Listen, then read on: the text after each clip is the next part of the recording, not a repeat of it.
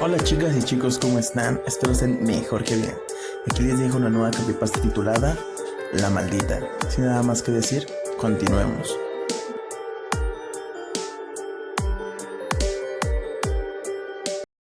Maldita. Por el año 2011 pertenecía a un grupo de jóvenes catecúmenos, una congregación religiosa de corte católica guiados por sacerdotes o monjas, cuyo fin era evangelizar en distintos parajes del interior de la provincia. Aquel episodio sobrenatural que deseo contar, ocurre cuando nos toca misionar en un pueblito ubicado casi al límite con la provincia de Tucumán. Nunca en mi vida, hasta ese momento, había experimentado algo paranormal. Soy alguien a quien le interesa leer o oír relatos sobrenaturales, pero que más de ello, creo, no estaba preparada para lo que iba a ocurrir. En dicho pueblo, en principio, solo estaríamos por el término de 2 días. La estadía se alargó a causa de una tormenta que anegó los caminos transitables impidiendo que los ómnibus llegaran. Nosotros, al ser un gran contingente de jóvenes, tanto mujeres como varones, nos terminan alojando en la escuela primaria de la localidad. El grupo se dividió en 2. El padre Ezequiel junto a los demás varones dormirían en el comedor de la escuela, mientras que las mujeres quedaríamos a cargo de una monja de nombre Isabel, y a la vez, nos tocaría dormir en el salón de música. Caída la noche del tercer día, muy aburridas y sin poder conciliar el sueño con las chicas, comenzamos a platicar. En el calor de la charla se nos suma Sor Isabel, comentario va, comentario viene, me dio por preguntarle a la hermana, cómo se había dado lo de ser monja. Al oír mi pregunta, Sor Isabel respondió que ser monja fue resultado de vivir un hecho muy feo de niña, y que tomar los hábitos había sido su última opción viable para estar tranquila. La hermana no quiso hablar más y nos pidió que nos fuéramos a dormir. Al cabo de media hora, el silencio se rompe por un ruido tremendo proveniente de la cocina. Era como si hubieran tirado al suelo todas las ollas. Creyendo que era una broma de mal gusto con la monja y 3 chicas más, vamos hasta la parte de los varones. Al llegar al comedor nos damos con la sorpresa que todos los hombres dormían. Ante tal panorama a la hermana Isabel se le escapa el siguiente comentario. Otra vez de nuevo, por lo visto no me dejaran en paz. Acto seguido volvimos al salón de música y tratamos de dormir, pero fue imposible. Comenzamos a oír como si un montón de gente caminara por los pasillos del colegio, murmullos y sombras que se veían pasar por las ventanas de un lado a otro. Sor Isabel nos pidió perdón a todas las chicas, ya que según ella era su culpa lo que sucedía. Sin que nadie se lo pida comenzó a hablar. Es aquí que comenzaría a desentrañarse el misterio de su vocación. Como les dije hace rato, yo me hice monja por algo muy feo que viví con mi hermana. Nací y viví gran parte de mi adolescencia en un pueblo de La Poma, departamento interino de Salta. Mis padres cada tanto debían viajar a otros pueblos para vender las cosechas y animales que teníamos. Cuando eso sucedía, al ser la mayor quedaba a cargo de la casa y de mi hermana Carmen de 15 años. Fue en una de esas tantas ocasiones que sucedió aquel hecho que terminaría marcando mi vida para siempre. ¿Saben mis niñas que la vida en el campo es muy dura? Para cocinar con mi hermana debíamos buscar leña por distintas partes del monte. Una tarde que las dos volvíamos de recoger leña, oímos el llanto de un recién nacido. Traté de apresurar el paso. Mis padres ya me habían dicho que en situaciones así, había que marcharse rápido del lugar, y al día de hoy siempre me reprocho de no haber seguido su consejo en aquella tarde. Por insistencia de Carmen fuimos hasta donde provenía el llanto. En ese lugar encontramos a una criatura de 3 meses envuelta en trapos. Lo recogimos y nos presentamos en la comisaría del pueblo. Los policías nos tomaron la denuncia, pero al ser un pueblo muy alejado, carecían de los medios para tomar la guarda del menor. El oficial nos pidió tener al bebé por esa noche, que al día siguiente seguramente ya encontrarían una solución.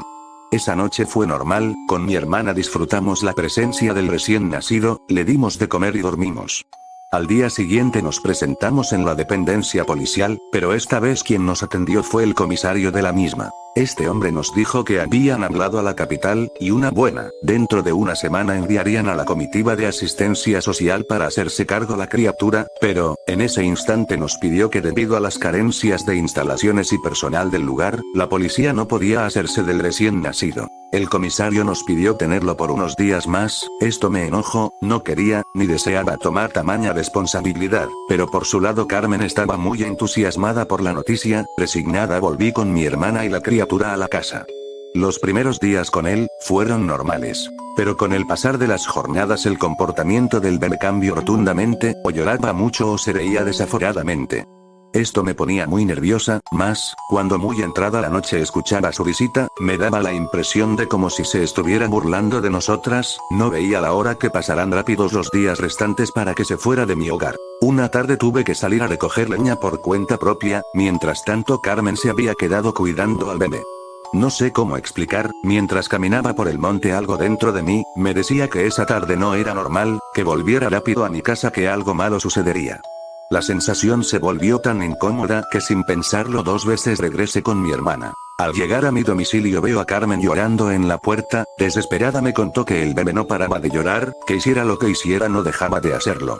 Mi hermana estaba en un claro ataque de crisis. Me apresuré en tomar a la criatura en mis brazos con la intención de calmarlo, pero no había forma de hacerlo callar. Los gritos tan fuertes que daba me perforan los oídos, mis brazos ya no daban más por el peso de aquel recién nacido, sentía que con cada segundo que pasaba, el niño pesaba más y más. De pronto lo arrojé sin pensarlo, algo tenía que por reflejo mi cuerpo reaccionó aventándolo, aquel niño cayó pesadamente en el piso y se levantó como si nada. Algo imposible para su edad. Erguido esbozó una carcajada de hombre tan diabólica que me dejó inmóvil sin saber qué hacer. Carmen al ver todo eso comenzó a llorar del terror, por mi cuenta aún no podía creer lo que veían mis ojos, aquel niño sin tener más de 3 meses de nacido, caminaba y saltaba por la habitación, se reía y nos gritaba con una voz ronca: "Ustedes dos ya me pertenecen, me las voy a llevar, me voy a comer sus almas, ya están marcadas". En un arrebato de valor, tomé una frazada y se la arrojé al bebé, le grité a mi hermana que me trajera una cuerda y con ella procedí a atarlo, esa criatura del infierno comenzó a tratar de salir de su encierro, con mucho terror abandoné la casa con mi hermana. Corrimos hasta los vecinos pidiendo ayuda, don Juan con sus 2 hijos nos socorrieron, los 3 hombres entraron a mi casa, y encontraron efectivamente un bulto envuelto en una frazada y atado con la cuerda, pero, al sacar la colcha no había ninguna bebé, en cambio un gato negro estaba en su lugar, el felino en un descuido se escapó velozmente, perdiéndose en el monte. Mi vecino con sus hijos nos miraron extrañados ante tal situación, con mi hermana nos miramos el rostro sin poder creer todo lo que había pasado, por aquella noche quedamos hospedados en la casa de don Juan. A partir de ahí, las cosas nunca fueron las mismas, comenzamos a ser hostigadas por esa cosa, nos hablaban por las noches, algunas veces ese niño se aparecía en nuestra habitación. Mis padres hicieron todo lo posible por ayudarnos, pero no había caso, a donde íbamos nos cerraban las puertas. Mi hermana Carmen, no pudiendo soportar más la voz que nos hablaba por las noches, decidió terminar con su existencia. Yo en cambio encontré un resguardo en la iglesia y así fue que tomé mis hábitos. Estas cosas existen, estas cosas sí pasan, esas cosas aún me siguen persiguiendo después de tantos años. Al concluir con su historia, con las demás chicas nos quedamos viendo el rostro serio de la hermana Isabel, nadie se atrevía a preguntarle algo más. Aquella tensión fue cortada al oír unos ruidos tremendos provenientes del comedor, lugar en donde estaban todos los varones. Sin dudarlo fuimos corriendo hasta ese lugar, creo que nadie se atrevía a quedarse sola, tras escuchar la historia de la monja. Al llegar con los varones, veo algo que me dejó sorprendida, el padre Ezequiel y los muchachos estaban arrodillados formando un círculo, todos lloraban y besaban sin cesar, alrededor de ellos estaban tirados los utensilios de la cocina, ollas, platos, cubiertos, vasos, etc. El sacerdote al vernos nos pidió rezar con ellos, ante esto la monja nos ordenó hacer caso, oramos y estuvimos así hasta el amanecer, con la luz del sol y sintiéndose un poco más protegidos. Los varones se atrevieron a hablar. Resulta que en medio de la noche, se despiertan por un zumbido muy agudo que les hacía doler los oídos. Horrorizados ven como unos seres muy pequeños de no más de 40 centímetros. Entran al comedor y comienzan a saltar sobre ellos mientras se reían de manera nerviosa. Llegaron a describir a estas cosas como unos seres con una piel muy negra y de ojos rojos. Este es mi relato, una historia dentro de otra historia, ya que mientras Sor Isabel relataba su experiencia, paralelamente ocurría un evento extraño con nuestros compañeros. En la actualidad la hermana Isabel se volvió una monja de claustro, una monja que necesita estar oculta en un lugar sacro para evitar que eso que la persigue, la siga.